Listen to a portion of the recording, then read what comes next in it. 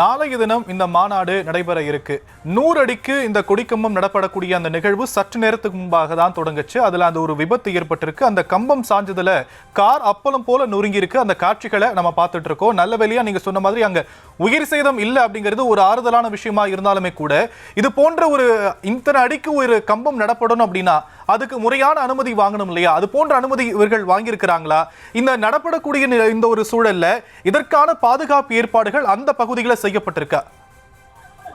ஷாம், அதாவது இங்க கொடிக்கம்பம் நடுறதுங்கிறது இது வந்து தனியார் இடத்துல வந்து கொடிக்கம்பம் நடுறது கண்டிப்பா அந்த உரிமையாளர்கிட்ட அனுமதி கேட்டுட்டு அது ரொம்ப நாள் ஒப்பந்தத்தின் அடிப்படையில் தான் ஏற்கனவே விக்ரவாண்டில பண்ணாங்க இல்லையா? அதே மாதிரிதான் வந்து அக்ரிமெண்ட் போட்டு தான் வந்து கொடிக்கம்பம் நடுறாங்க.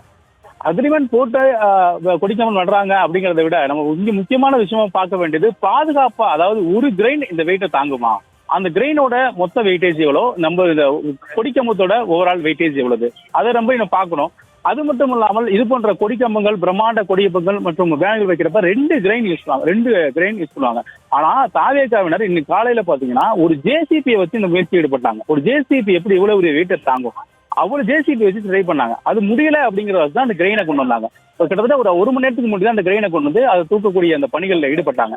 ஆனா தூக்குறவி பாத்தீங்கன்னா பெரிய அளவுக்கு பாதுகாப்பு இல்லை. சுத்தி யாரையும் பொதுமக்கள் வரவேணாம்னு சொல்லியிருக்கணும், இங்க யாரும் நிக்காதீங்கன்னு சொல்லியிருக்கணும். ஏன்னா கிட்டத்தட்ட 100 அடி ஒரு எதிர்பாராத விதமாக விழுந்தால் எவ்வளவு விபத்தை ஏற்படுத்தும் அப்படிங்கிறது, இது போன்ற விபத்துக்களை ஏற்படுத்துங்கிறது முன்கூட்டியே எச்சரிக்கையாக பண்ணிருக்கணும். அது மட்டும் இல்லாம இங்க தனியார் பாதுகாவலர் 1000க்கும் மேற்பட்டு வந்து எடுத்திருக்காங்க மாநாட்டு பணிக்காக.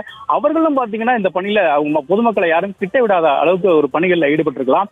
மேலும் நம்ம இந்த இடத்த பார்த்த வரைக்கும் ஒரு கூட்டம், அதாவது ஒரு கொடிமரம் ஏற்றுறாங்க, நமக்கு வச்சு கொடிமரம் ஏற்றுறாங்கன்னு சொல்லிட்டு சுத்தி எல்லாமே வேடிக்கை பார்த்தவங்க தாங்க. சுத்தி இருக்க கிராமத்து மக்கள் கூட நிறைய பேர் இங்க கொடிக்கம்பத்தை பார்க்க வந்திருக்காங்க.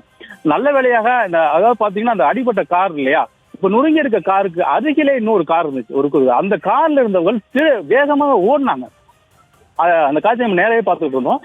அந்த வேகமாக ஓடக்கூடிய காட்சி, அதாவது நம்ம ஏற்கனவே மாதிரி சொன்ன மாதிரி தான் ஷாம். கிட்டத்தட்ட இந்த கொடிக்கம்பம் விழுகிறது வேகமா, அதாவது 4 போல்ட்ல எந்த போல்ட்டுமே நீங்க போடலைன்னா உடனே வேகமா விழுந்திருக்கும். ஆனா சுதாரித்து கொண்டு அந்த கொடிக்கம்பம் சாய அங்க இருக்கக்கூடிய பொதுமக்களும் மற்றும் ஊடகத்தினரும் வேகமா கத்தி போங்க போங்கன்னு வேகமா கத்துனதுனால என்ன ஆச்சு, அங்க இருக்கவர்கள் வேகமாக ஓடினார்கள். அந்த காரில் இருக்கவர்கள், அதாவது அருகில் இருக்கக்கூடிய கார்ல ஒரு 6 பேர் இருந்தாங்க இல்லையா, அவங்களும் வேகமா அங்கிருந்து ஓடுனாங்க. அதனால வந்து உயிர் சேதம் ஏற்படவில்லை. ஆனா இது போன்ற அதாவது கொடிக்கம்பங்கள் நடும் பொழுது கூடுதல் கவனத்தோட பண்ணணும். சுத்தி யாரும் பொதுமக்களை நிக்க வைக்க கூடாது. காவல்துறையிட்ட சொல்லியிருக்கணும், அவங்கள்ட்ட பாதுகாப்பு கேட்டிருக்கணும். அது மட்டும் இல்லாமல் இந்த ஒரு கிரெயின் போதுமா, இவ்வளவு கொடிக்கம்பத்தோட வெயிட் எவ்வளவு, கிரெயினோட வெயிட் எவ்வளவு, இந்த ஒரு கிரெயின் போதுமா, சப்போர்ட்டுக்கு இன்னும் 2 கிரெயின் வச்சுக்கலாமா, பெல்ட் பாத்தீங்கன்னா ஒரு சிங்கிள் பெல்ட் எல்லாம் வச்சிருந்தாங்க. திரும்ப ஒரு ஆபத்தான முறையில தான் இன்னைக்கு இந்த கொடிக்கம்பத்தை நட்டதே ஷாம். அதாவது இந்த அளவுக்கு ஒரு பாதுகாப்பு இல்லாத சூழல்ல இவ்வளவு பெரிய கொடிக்கம்பத்தை பொதுமக்கள் மத்தியில வந்து நிறுவதுங்கிறது ரொம்ப அசாத்தியமானது. ஒரு தவறான முன்னுதாரணமா இது அமைஞ்சிருக்கும். நல்ல வேளையாக யாருக்கும் அடிபடல, யாருக்கும் காயம் ஏற்படல. காரு போனா போயிட்டு போகுது. யாருக்காவது அடிபட்டு இருந்தால், உயிர் சேதங்கள் ஏற்பட்டிருந்தால் என்ன மாதிரி விளைவுகளை ஏற்படுத்தியிருக்குங்கிறது நினைச்சு கூட பார்க்க முடியல. ஏன்னா நம்ம ரொம்ப அருகில் இருந்து பார்க்க வச்சு அந்த படப்படுப்புக்கு நமக்கே இன்னும் அதுல இருந்து நம்ம முனிசா வெளில வரல ஷாம். ஏன்னா நம்மளும் உங்க அருகில் தான் நின்றுட்டு இருந்தோம். இப்போ ஒரு சூழல் இருக்கப்ப இன்னும் பொறுப்போட தாவேஜன் அவர் நடந்திருக்கலாம் இந்த கொடிக்கம்பங்கள் நடுறப்ப அப்படிங்கிறது. ஆனா அவங்க கட்சியில என்ன சொல்றாங்கன்னா, இது வந்து ஒரு என்னடா இது, நம்ம கொடி முதல் நாள் நடுறப்பே இந்த மாதிரி ஆயிடுச்சுங்கிற மனவருத்தத்தோடு இருக்காங்க. ஆனா அதையும் மீறி பார்ப்பவர்களுக்கும் அங்க சுற்றி இருக்கிறவர்களுக்கும் யாருக்கும் எதுவும் காயம் ஏற்படவில்லையே, போனது காரோட போயிட்டு போகுது அப்படிங்கிற ஒரு மனநிறைவை தந்தாலும் கூட இது போன்ற நிகழ்வுகள்ல கூடுதலா கவனம் செலுத்துங்கிறதான் ஷாம் எல்லாரோட விருப்பமா இருக்கு.